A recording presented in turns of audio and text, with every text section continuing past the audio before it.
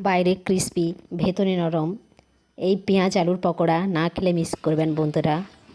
এই পকোড়া বানানোর জন্য আমি নিয়ে নিয়েছি আলু এবং পেঁয়াজ, দুটো পেঁয়াজ এবং দুটো আলু নিয়েছি, একদম ছোট ছোট করে কেটে নিয়েছি।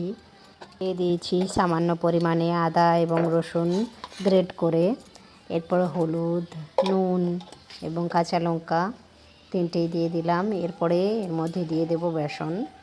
বেসনটা অল্প পরিমাণেই দেব, বেসনটা বেশি দিলে একদমই নরম হয়ে যাবে, বেসনটা বেশি দেব না।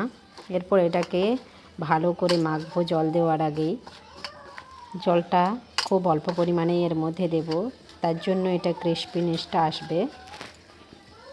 আপনারা কে কীভাবে বাড়িতে বানান অবশ্যই জানাবেন কমেন্টে।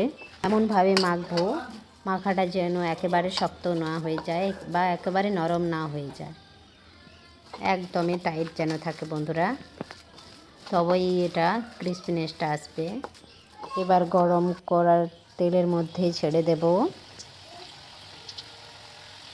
মিডিয়াম আঁচেই ভাজবো যাতে পকোড়াগুলো না জ্বলে যায় এবং মুচমুচে যাতে হয়, তার জন্য একবারে মিডিয়াম আঁচে পাকাবো।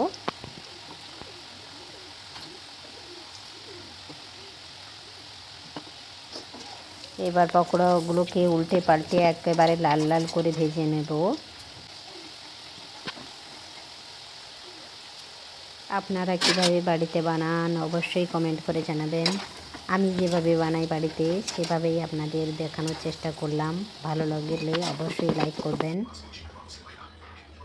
দেখুন কতটা সুন্দর হয়েছে, একদমই ভেতরটা একেবারে নরম কিন্তু বাইরেরটা একেবারে ক্রিস্পি হয়েছে, সসের সাথে একদম জমে যাবে বন্ধুরা।